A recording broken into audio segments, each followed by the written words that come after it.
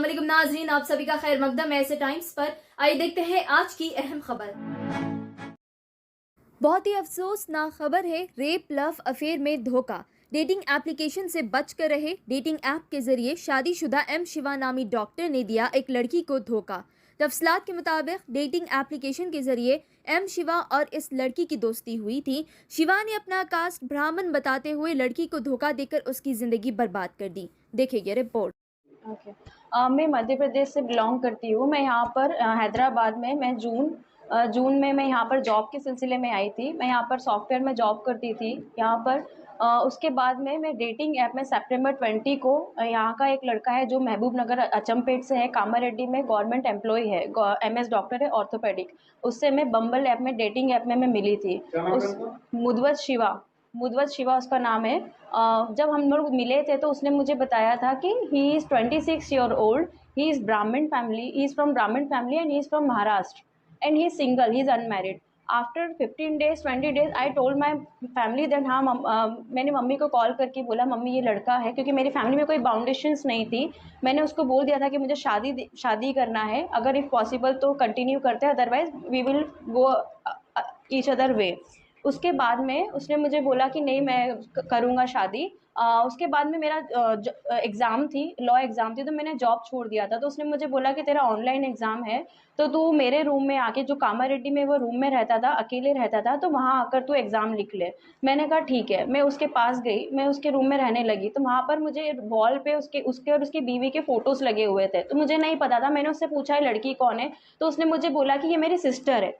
उसके बाद में मुझे कुछ डाउट नहीं गया। आफ्टर 15 डेज 20 डेज आफ्टर मुझे उसका वेडिंग कार्ड मिला। मैंने उससे पूछा कि ये कौन है, ये तेरी शादी का कार्ड है? तो मुझे बोला कि हाँ मैं मैरिड हूँ, और उसने मुझे स्टोरी सुनाई कि मेरा फोर्सफुली शादी हुई थी, बट डाइवोर्स के लिए मैं ऑलरेडी अप्लाई कर दिया हूँ और 3-4 मंथ्स में डाइवोर्स हो जाता। फिर उस 5 डेज़ बाद मुझे पता लगा कि उसका एक 6 साल का बच्चा भी है, लेकिन मैंने इतना नहीं किया कि ऑलरेडी वो डाइवोर्स के लिए अप्लाई कर चुका था। फिर हम लोगों में थोड़ी-थोड़ी लड़ाइयाँ होती थी, बट हम लोग सॉर्ट आउट कर लेते थे। उसके बाद 15 डेज़ बाद मुझे पता लगा कि उसका एक 4 महीने का और बच्चा है, जिसके बाद मैंने उसको बोला कि अब मुझे तेरे साथ नहीं रहना है, अब मुझे जाना है अपने घर, मैं नहीं रहूँगी यहाँ पर। तो उसके बाद उसका टॉर्चर चालू हुआ। वो मुझे रूम में लॉक करके रखने लगा, एनेस्थीसिया इंजेक्शन देने लगा, ड्रग्स देने लगा, पता नहीं कौन-कौन सी मेडिसिन्स ज़बरदस्ती फ़ोर्सफुली गला दबा के, मुँह प्रेस करके, मुँह में पानी डाल के दवाइयाँ देने लगा। जब बहुत लास्ट टाइम में जब उसने मुझे बहुत फ़ोर्सफुली मेडिसिन दे रहा था, मैं कॉन्शियस थी, तो मैंने उसको मार-पीट करके, हंगामा करके बहुत आवाज़ें की, तो नीचे ओनर ने सुन लिया था। ओनर ने सुना तो उसने वहाँ से निकालने के लिए कहा कि तुम यहाँ से खाली करके जाओ। मैं उस टाइम पे मैं बिल्कुल चलने की हालत में भी नहीं थी। उसने मुझे सुचित्रा पे हॉस्टल पे मुझे शिफ्ट कराया। हॉस्टल पे शिफ्ट कराने के बाद में जब मैं उसको इग्नोर करने लगी, तो उसकी एक और स्टोरी चालू हुई कि मुझे डोनेशन के लिए, मेरा जॉब के लिए, पोस्टिंग के लिए मुझे डोनेशन देना है, ये सब करना है। तो उसने मुझसे ऐसे करके मुझसे 1 लाख रुपए और मेरी ज्वेलरी ले ली। उसके बाद में मैं अपने घर गई, मैंने उसको पैसों के लिए बोला कि मुझे पैसे चाहिए, तो उसने मुझे बुलाया।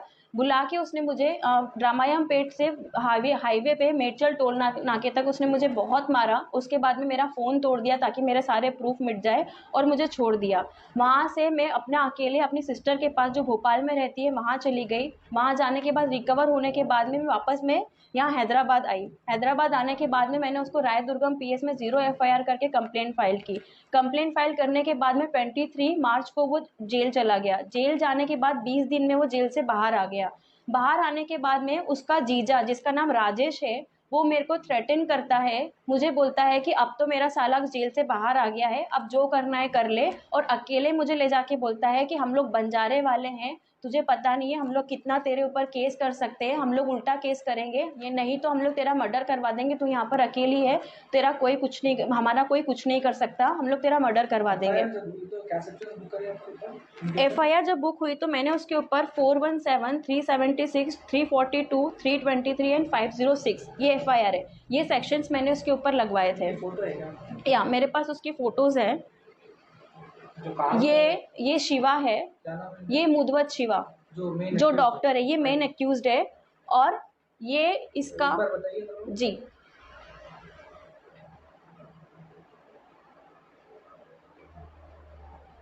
ही is the main accused. Okay. And उसके बाद बेल से बाहर आने के बाद जो मुझे धमकी दिया, ब्लैकमेल किया, ये उसका जीजा है राजेश। ये भी डॉक्टर है, ये अचमपेट में डॉक्टर है, गवर्नमेंट एम्प्लॉय है। ये मुझे थ्रेटन किया। उसके बाद में जहाँ पर ये काम करता है, उस हॉस्पिटल में 15 लोग भर के आए थे और मुझे इसकी वाइफ़ जिसका नाम नवीना है, वो मुझे मारने के लिए ढूँढ रही थी कामारेड्डी में कि कहाँ पर है वो लड़की, उसके बाल पकड़ के उसका रोड में जुलूस निकाल के उसको मैं बहुत मारूँगी।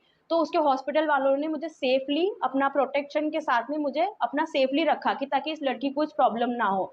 उसके बाद में मैंने कंप्लेंट फ़ाइल किया कामारेड्डी पीएस में। उसका जो फ़ादर है वो मेरे पापा वहाँ पे एमपी में कॉल करके बोलते हैं हम लोग एसटी वाले हैं, हम लोग उल्टा केस डालेंगे, चीटिंग केस डालेंगे तुम लोगों के ऊपर। और ये शिवा, मुदवत शिवा, राजेश और उसकी वाइफ, ये तीनों कामारेड्डी पीएस में मेरे अगेंस्ट कंप्लेंट भी फाइल करने गए, चीटिंग का कंप्लेंट उल्टा। लेकिन पीएस वालों ने इनकी कंप्लेंट ली नहीं क्योंकि मेरा केस जेन्युइन है, मुझे पता ही नहीं था कि वो मैरिड है।